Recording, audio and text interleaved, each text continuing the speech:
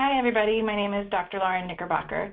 I'm a psychologist here at the Child Study Center, and I work a lot with young kids who experience various different types of anxiety, especially selective mutism and some of the early childhood fears. Today we're going to be talking about There's a Monster in My Closet, dealing with worries and fears of early childhood. If you have questions, you can submit them on the right-hand side of your screen under the questions portal, and we will be answering questions at the end. All right, so let's get started. So what I'm going to try and cover today are some definitions so that we're all talking about the same thing. We'll go over some common fears and anxieties in young children, and then we'll talk about some of the causes that we think might be coming into play when we talk about anxiety and fear. I'll talk a lot about how you can help your child overcome fears and anxiety, and then when to think about getting more help. And then finally, I'll take some questions at the end from you all. Okay, so first, it's really important to distinguish between fear and anxiety when we're talking about this. This picture, I think, illustrates it really well. Fear is the idea of an immediate danger and our body mobilizing to respond to that threat in the environment. So it's something that's happening right now. Anxiety, on the other hand, is this idea that we are anticipating something may be going wrong. And our bodies do this, for good reason. We want to have this system online, but what it does is it gives us stress response just from our thoughts that something could go wrong. And what our bodies do is they overestimate the risk inherent in different situations, and they also underestimate the idea that you might be able to respond or cope with whatever comes your way.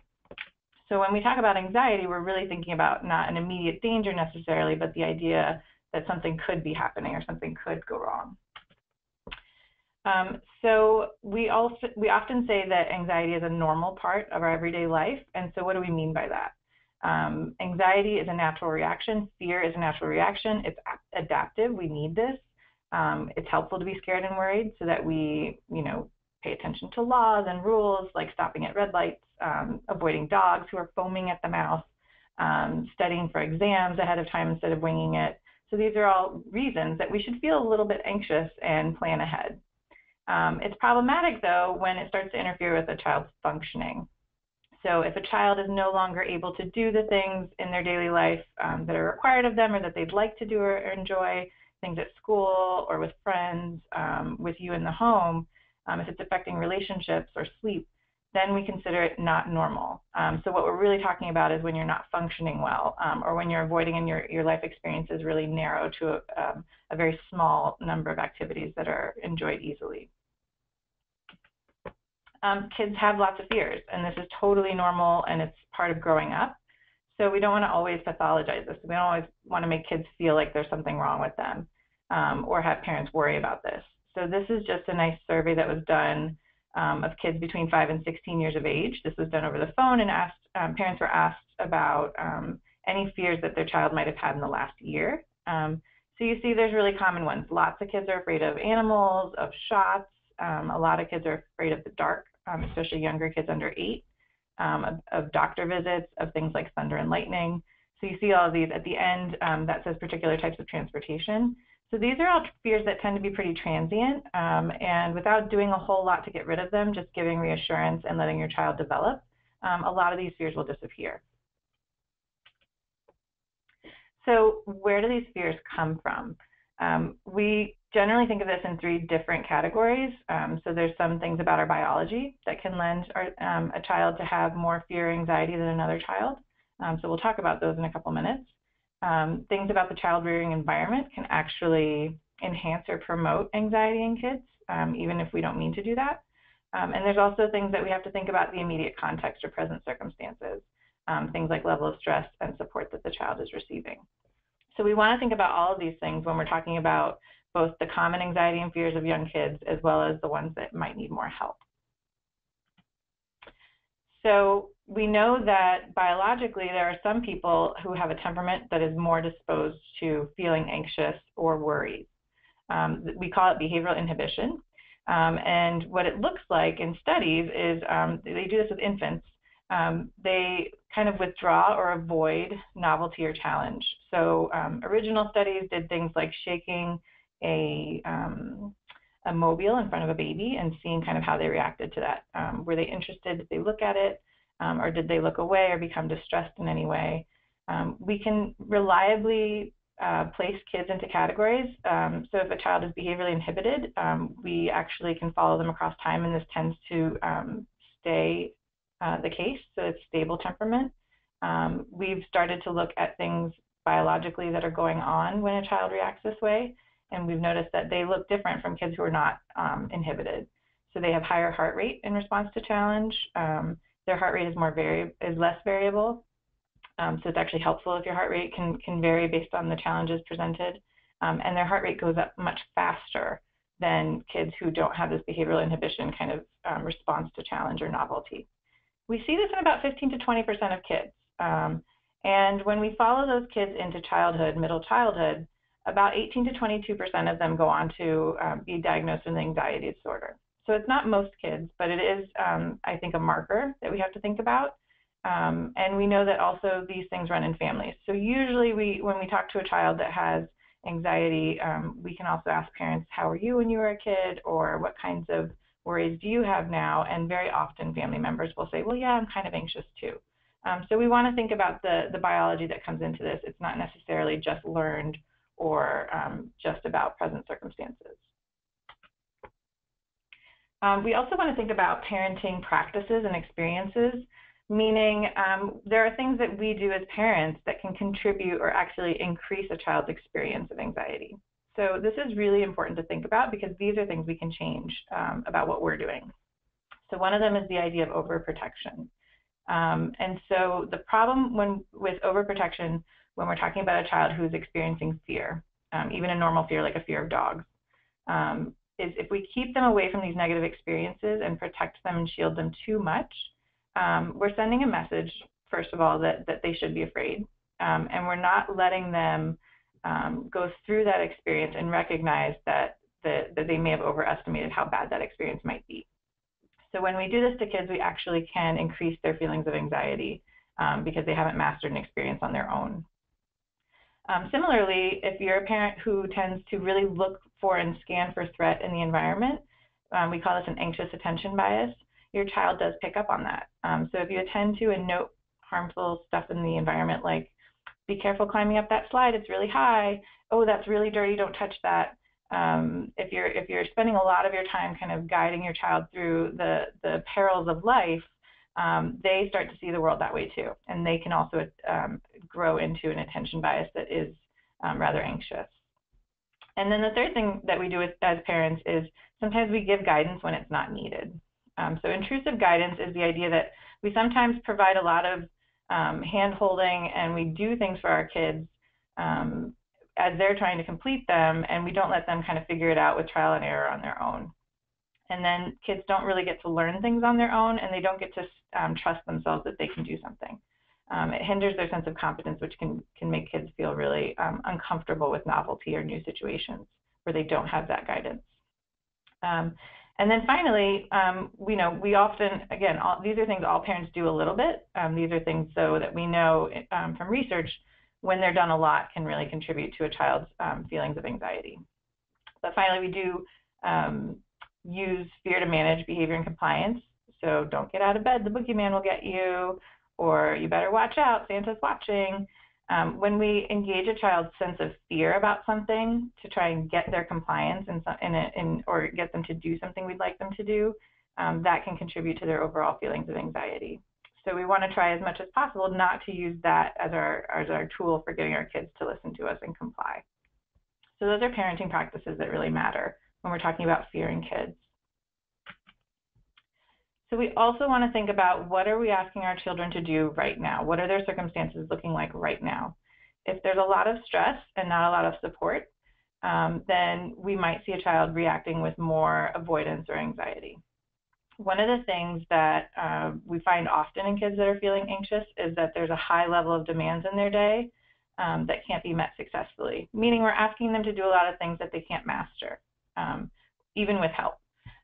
So when kids have this, they start to feel anxious and they start to doubt themselves. So we also want to think about when they're around things that are stressful, if they have to be around those things every day, so for kids that don't like going to school and separating from parents is really a challenge, we ask them to do that every day. This can really kind of deplete their resources for dealing with stress. So repeating the exposure to whatever challenges their system can be really anxiety provoking. We also want to think about their limited support from others. So if a parent is their primary means of getting support and feeling calm and comfortable, and then we send them out into the world with teachers or with people they're not as comfortable with, they can really feel that lack of support. So we have to think about how much support and validation we give to kids when they are experiencing fear and anxiety and worries. And then finally, we can also accidentally overburden kids with things that they don't want to do in their day and not give them enough access to things that they like to do and things that they're good at. So if we ask kids to do lots of things all day that challenge them, we're more likely to see them reacting to that with some more anxiety and worries and really trying to avoid different parts of their day. So these are all the biology, the parenting practices that we all engage in from time to time, and then the level of stress and support can really kind of work together to make kids appear more anxious than they need to be. So now we want to think about the meat of this talk. What do we do to help kids overcome these fears? So when we're talking about a common fear, all kids have them, the very first thing you always want to do is try and validate your child's fear. You want to be on their team with this. So you partner with them and you say, oh, I can tell that you're really scared of the dark. Let's think about your house. Is your house safe? Where are mommy and daddy? What happened last night when we turned off the lights? So you want to start to kind of partner with them to start thinking about ways to conquer it. But you always want to tell them that you see that they're feeling afraid or that they're feeling worried. You don't want to say, oh, you don't need to worry about that, or that's not scary. Your child will, one, start to think that it's weird that they're scared, or two, they might actually double down on their response to the anxiety so that you take them more seriously. Meaning, if they were just at first saying, Mommy, I'm scared, they might start crying, no, really, I'm scared, because they want you to understand how they're feeling. So if you can validate that, then they see you as part of their team. Kids really learn a lot from just play and reading. So if you can read books to your child about courage, bravery, and overcoming obstacles, we have some recommendations at the end of this talk. Kids really can learn from that. You can read it over and over. You can think about finding a book about fear of the dark if your child's scared of the dark, so you can show how that character overcame their fear. And you can kind of talk to them about this. It gives them a vehicle to kind of think about these things in a different way and thinking about going through it as opposed to avoiding it. You can also think of yourself as your child's safe home base. This is originally from the attachment literature. So if your attachment bond to your child is secure, then they're going to want to explore, and we want to encourage that, but we're always going to be that safe home base for them so that they can go check out what's scaring them, and they can do it on their own pace, and they can approach it at their own speed, and they can come back to you for reassurance. That goes in line with the next point here, that you want to move at your child's pace. So if your child is scared to go in the pool, you're not going to throw them in the deep end. We want to think about giving them gentle guidance and trying to break down their fear into some small steps that they can overcome and master so that they feel like they're ready to conquer that fear. This can move really slow, and so we can talk about that too, especially if you have any questions about how to do that. And then you can also think about making small adjustments. So we don't want to ever accommodate fear in a way that's going to help a child completely avoid ever conquering their fears. But things like giving a child a nightlight when they're scared of the dark is totally fine. You don't want to rearrange the sleeping arrangements of the house and leave all the lights on in the house so that your electricity bill goes up. That's over accommodation. So you want to think about making these small adjustments where you can to help your child, but then not going above and beyond and kind of really changing a lot about what you normally do to accommodate these fears. Okay, here are some more strategies that we can help children kind of overcome fears with. One is we want to give them a schedule that allows for some downtime. Kids, especially young kids under 5, really do need some time at home and need some time kind of in their own stuff and in their familiar environment.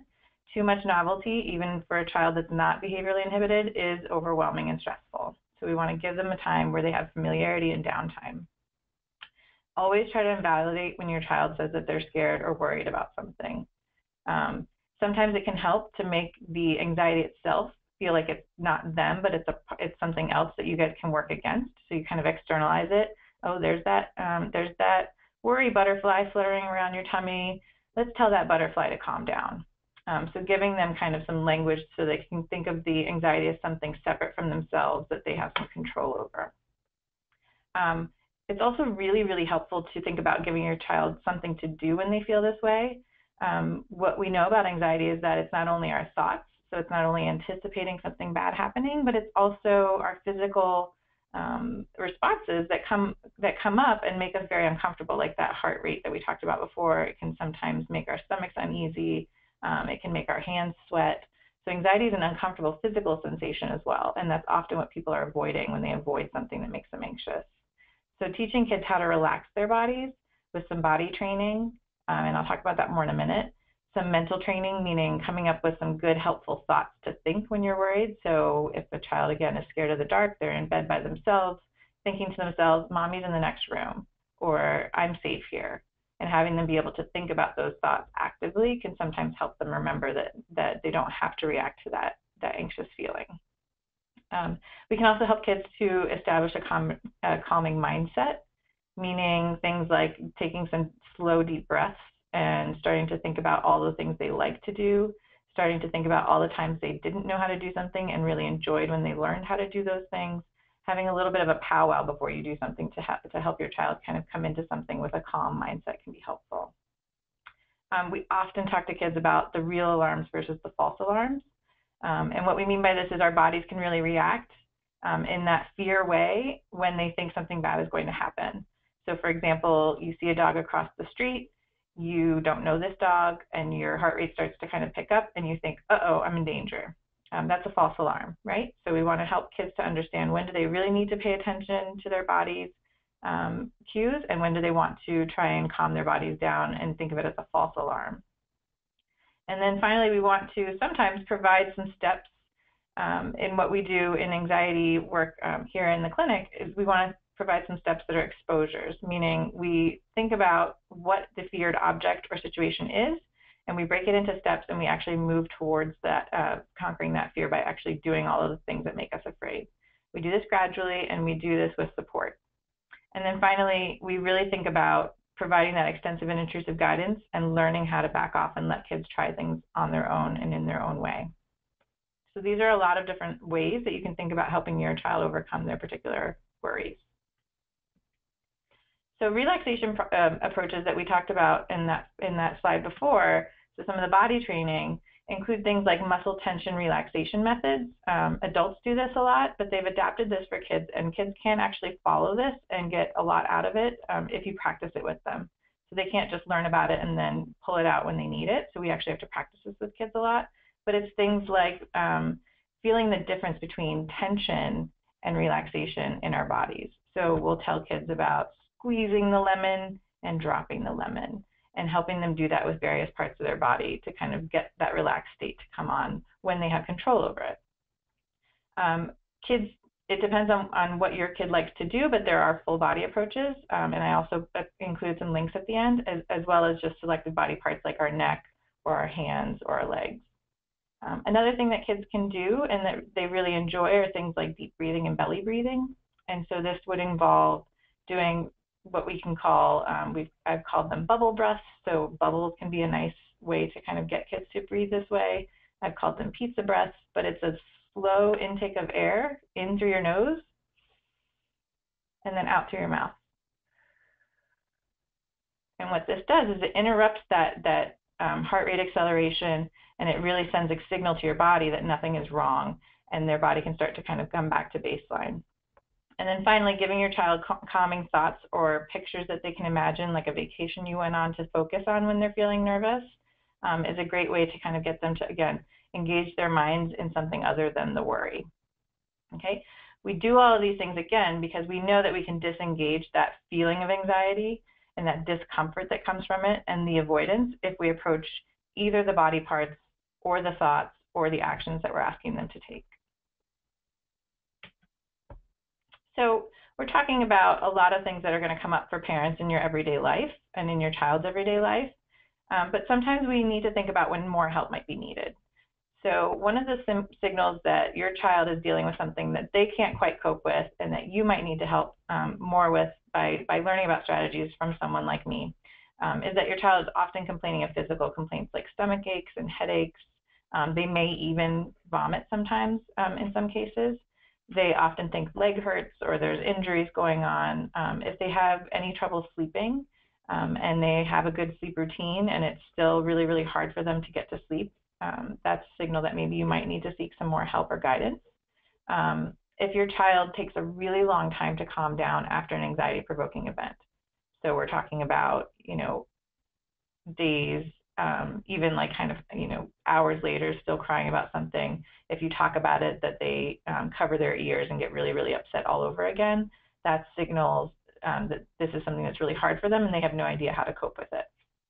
Often if your child is trying to avoid activities either at school or with their friends, or if there's any activities that involve you leaving them and they try to avoid all of these things, you want to think about maybe seeking more help. And this is also true for things like mistakes. If they're very hard on themselves and really want to get everything exactly perfect and it throws them off if they can't, or they avoid doing something if they don't think they can do it perfectly, that's a sign that more help is needed. If your child is following a lot of rules, either self-imposed or something that they've heard, and they really follow that in a very rigid way, and it makes them really uncomfortable or upset when they can't, then you might think about talking to somebody about how to help them with that. And then finally, the idea that novelty and the idea and trying new things, whether it's new foods, new sports, new friends, new schools, and they really react strongly to your attempts to get them to do this, then you might want to take them somewhere to help learn how to cope with some of these things and take better positive steps to overcoming their fears. So these are just some of the anxiety disorders that we see in childhood. I'm not going to go through all of them, but you'll see that there are a lot of different ways that anxiety can kind of manifest in kids. And the younger that we see kids, the more often that there's kind of a mishmash of all of these types of symptoms. That they're feeling anxious overall, but it doesn't fit very neatly into any one of these categories. At any moment, we see that 8 to 10% of kids will be suffering from some type of anxiety disorder. We see them more often in girls than in boys. And, common across all of those disorders I just showed you is this feeling of heightened arousal, so that physical sensation of anxiety, exaggerated sets of thoughts. This is going to be terrible. I'm not going to be okay. Worst case ever, those sorts of things. And then there's an avoidance, so behavioral avoidance of the situation. And then you never learn to cope because you don't get to go through it. This is a really interesting point that one of my colleagues made once, and I always say it now.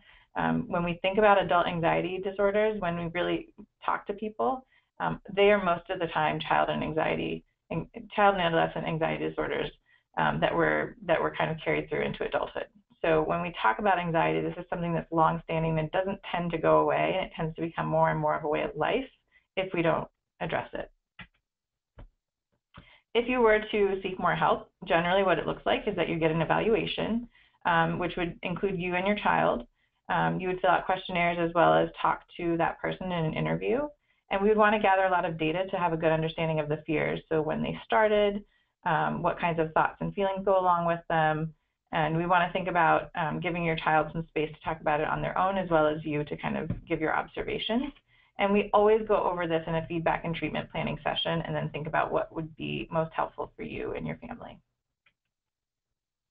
Often what treatment looks like, it's evidence-based, so we try to give a lot of education about what we know to parents and kids. We teach parents especially how to coach their kids through some of these exposures and ideas about overcoming fears in small steps. We then have the kids actually do these things. So if they're scared of dogs, we go to the dog park. If they're scared of going to school, we go to school. We reward kids for doing all this hard work to overcome these fears, and then we give them the support through their parents' coaching, as well as relaxation and coping statements that we can teach them so that they can do these things while they're overcoming their fear, while they're in the situation that makes them uncomfortable. And then they can take these coping skills into new situations and use them successfully going forward. This is just an example of one of the protocols that we will often use with older kids, the Coping Cat protocol, and it follows all of those steps I just talked about. And it's a really helpful way for kids to feel supported, get through their fears, and then have coping tools that they can use if anything new comes up. So it's not something that just deals with fears on a case-by-case basis. It's really kind of an approach that they can use in their lives going forward. These are just some resources I gave to you guys, and I'm about to get ready for some questions. So these are some great books for kids, some great websites, and these are some apps and other learning tools that help with the relaxation that we talked about before. All right, thank you for listening. Okay, let's see, questions. What do you do if your child gets really distressed when left with a babysitter? So we get this question a lot, and this, again, can fall in the realm of normal, but if your child is really worried about being separated from you, it's not often a good idea to just sneak out or to give them little preparation for this. Instead, you want to think about helping them to understand that you see that they're worried. Give them some ideas about what they can do while you're gone. You might want to give them something that they can have of you, like maybe a picture or a special blankie. You want to give them notice, and then you want to come up with a goodbye routine so that they can kind of practice this with you. And instead of going out less and foregoing date night, you actually want to go out a little bit more, maybe for shorter times at first, but you want to start to go out more so that your child gets practice coping with this. And you want to praise them a lot when you get home and they've done a good job, going on with their daily activities while you were gone. So you want to kind of approach it in those ways. You want to provide some reassurance, provide them opportunities to practice, and then praise them for doing a really good job while you're gone. Okay. So this is about bathroom anxiety. How do you deal with bathroom anxiety? I don't know exactly what situations this might come up in. When I've dealt with kids who are worried about going to the bathroom, it's often two things. One of them is just the kind of the noise and the bustle of public restrooms makes them uncomfortable. So it can be the automatic flushers, it can be the scary hand dryers, so that they don't want to go in public places. It can also just be the idea that they're not at home and they're uncomfortable going to the bathroom either away from you or not in their familiar place. So you would approach this in much the same way that we would approach the idea of babysitting. So you want to acknowledge it. You want to tell them that you see this is hard for them.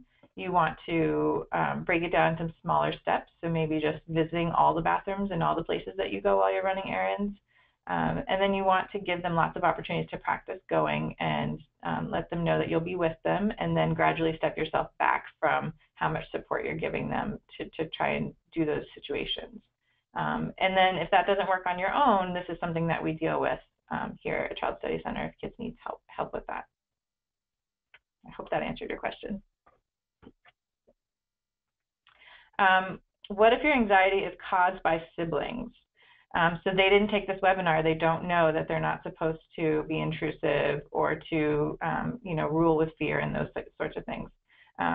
So one of the things you can think about is how do you help your kids to understand their role with each other? You will have to kind of help them by interceding a little bit and kind of helping them understand maybe different developmental patterns. So if a child's very little, maybe not letting them watch scary shows with you. But you have to kind of think about if your child is inhibited and another sibling is not, kind of working with that and giving them some ways that they can feel safe or take breaks from their sibling. And you might have to provide a little bit of more support until they get comfortable. If the anxiety is caused on purpose, then you might want to think about rewarding the other child for doing things that are more mindful of the anxious child as opposed to always punishing. So, rewarding them for being really nice to them or helping them through something that's hard for them. Okay. Should I be worried if my child is fearful at swim class? So this comes up a lot. Kids, their first time in the pool, it's a novel experience. And there might be a lot about it that's hard for them, that they're not with you necessarily. They're trying to learn a new skill. So you can use some of the things that we talked about earlier with kind of giving them some downtime, preparing them, letting them approach the pool at their own pace, praising them, rewarding them for attempting to do their swim class, and then not giving up too early. So if your kid has a really hard time the first swim class, you want to take them back the next time, and you want to keep going even though it might be hard for them at first. Most swim instructors are really good at knowing how much they can have a kid do in any given day, so they'll let them maybe approach the pool, put their legs in, and you can come up with maybe a reward system with your child for a successive number of things that they can do until they're comfortable in the pool with the instructor, putting their face in the water, etc. But usually this is something that kids can overcome with just a little bit of time and practice.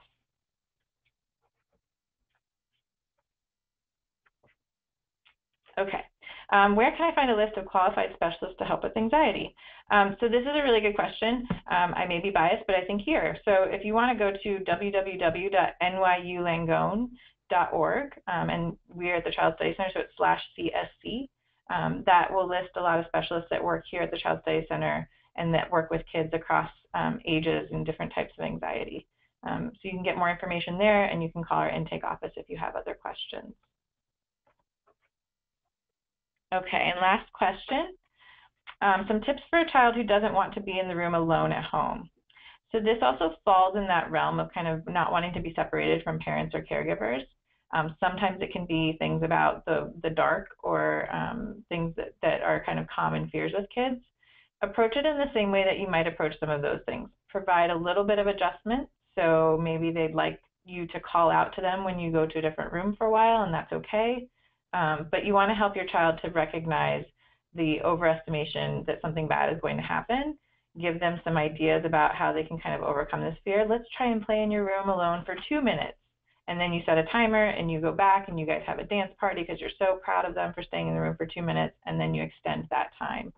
So think about different ways that you can kind of break that into some steps, and don't expect that this is going to change overnight, but that with some positive words from you, with the signals from you that nothing bad is going to happen, and with the opportunity to practice that, they should overcome that fear. All right, thank you everybody for listening. We're all done? Oh, on behalf of the Child Study Center, thank you for joining us today. And once you leave the webinar, you're going to receive a survey from us, and we would appreciate if you could complete it.